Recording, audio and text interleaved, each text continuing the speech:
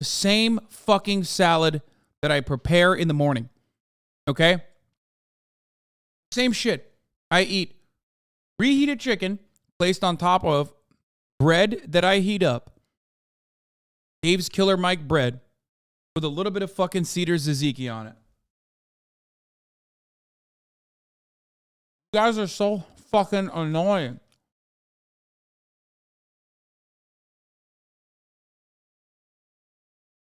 All the time. It's pretty tasty.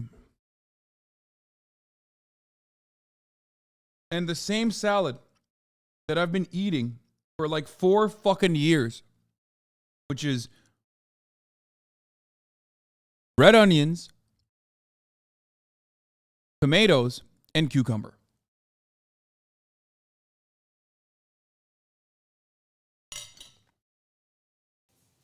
The Supreme Court hears arguments this morning on a significant case focusing on race and voting rights in Alabama.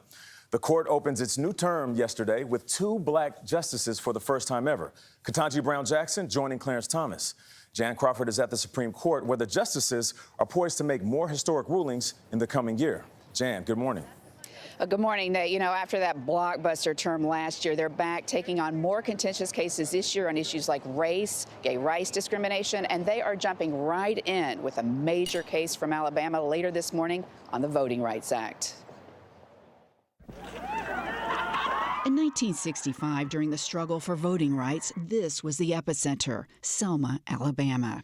Today, Selma is again at the center of a battle over voting. This one is called the Foot Soldiers Hall of Fame. Sam Walker is head of the National Voting Rights Museum at the foot of the Edmund Pettus Bridge. This is the actual voting machine that black people voted on when they voted back in 1966 after the signing of the Voting Rights Act of August of 1965. But now, with black voter registration at historic highs, black leaders say Alabama is using redistricting to dilute the power of their vote and their ability to elect officials of their choice, in violation of the Voting Rights Act. Here in Alabama, we feel that, the white community has never really represented the black interests.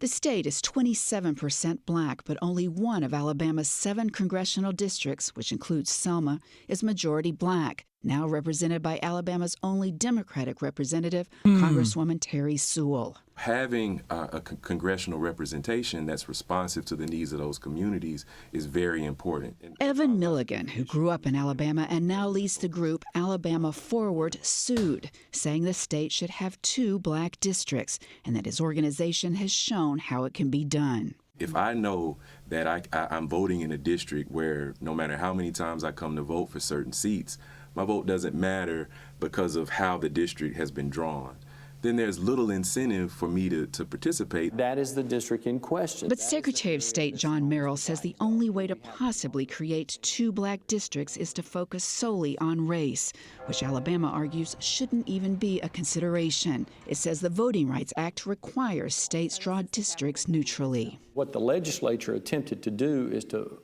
draw... That's how all districts work, no? Yeah. It's bad. That's not how districting is supposed to work. Districting is supposed to be done in a way that, yields better results. So people who are in the same neighborhoods with similar interests can get grouped up with a representative that best serves their interests.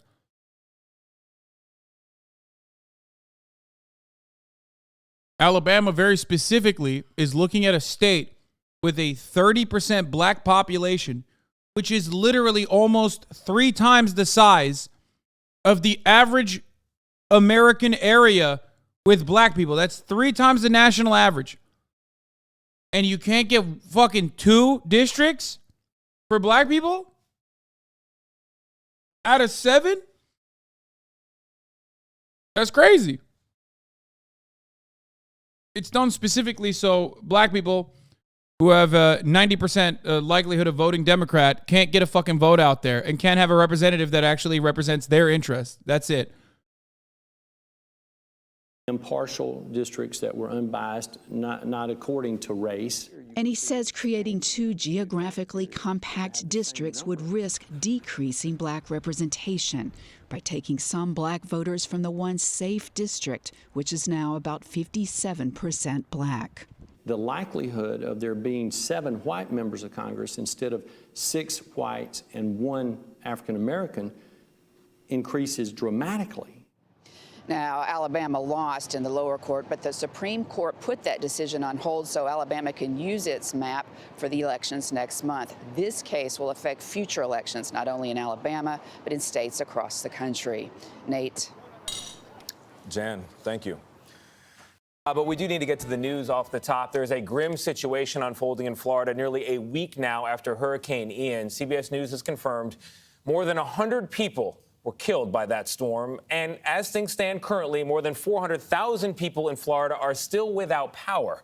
And there's one community in particular, Sanibel Island, totally cut off from the mainland because the storm destroyed part of a car. See how bad it is?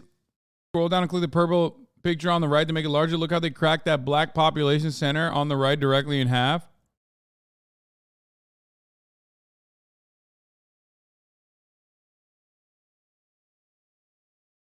A congressional boundary that splits history. A border, Alabama 7th Congressional District, the state's only black majority district, slices the city of Montgomery virtually in half. In the city's historic downtown where the bus stop, Rosa Parks was arrested on one side, while the other side sits a church once led by Reverend Martin Luther King Jr.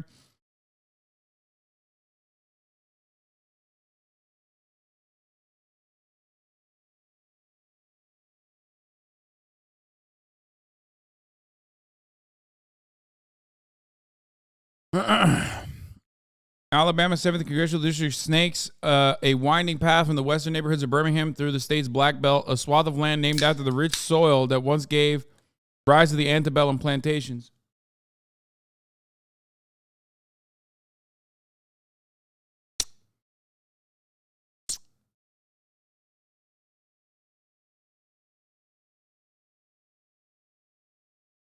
High court to weigh in on black representation in Alabama. African Americans account for 27% of the state's population, but are the majority in just one of the state's 7 congressional districts.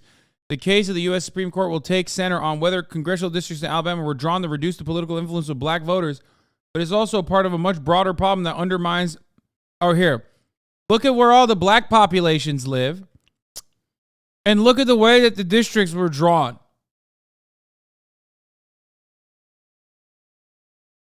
You absolutely could, if you wanted to, cut a fucking piece of Columbus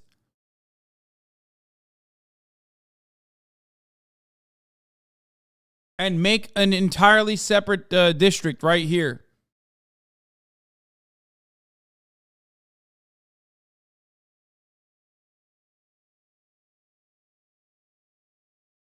They were like, states got 27%, 30% black folk. Let's get 90% of them in one district.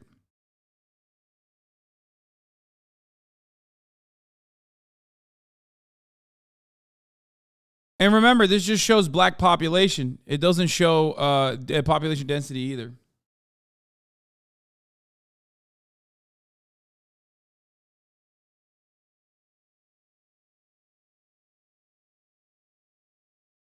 Lol, they packed 7 and cracked the one between 3 and 2. Yeah, this is drawn perfectly in between their districts too.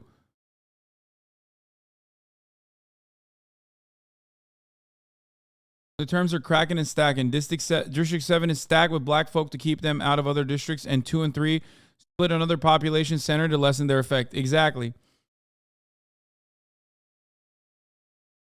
You could redefine 7, District 7, to literally make not 1, but 3 if you wanted to. Not 1, but 3 fucking, heavily black populated districts. That would but that would of course swing Democrat in that situation.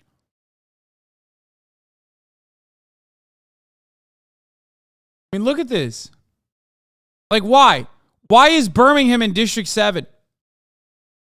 Because it's a fucking incredibly population dense black neighborhood. That's why. That's why it's not in 6. Not a neighborhood, a city.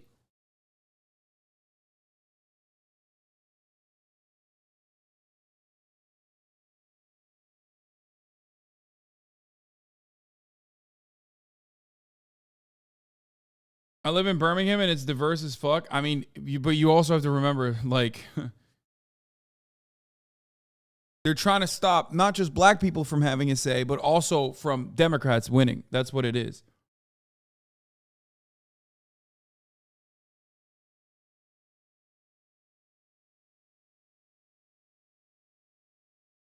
Causeway. For people who are saying Alabama diversity, what a lot of people don't understand is, yes, dude, Alabama is fucking diverse. It's way more diverse than New Hampshire. It's way more diverse than Iowa.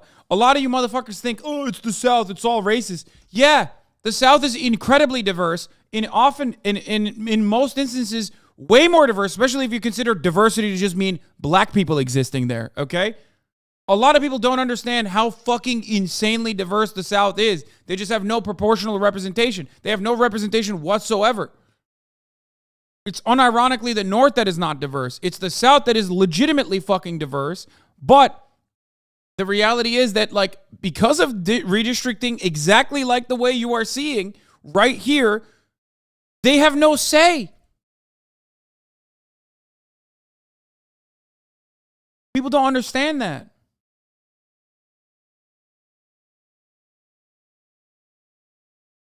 The South seems more racist because there are black people there for the white people to hate. I mean, no, they are also more racist. Like, come on now. No, it's not because, like, there's less black people in the North or whatever. No, there's definitely, they're definitely more racist too, dog. Come on. Like, holy shit. Only road in or out. Anyway, let's talk about the Florida residents recovering from the damage left by Hurricane Ian. Manuel Bojorquez traveled to that once thriving tourist destination, one of the prettiest spots in the world, in fact.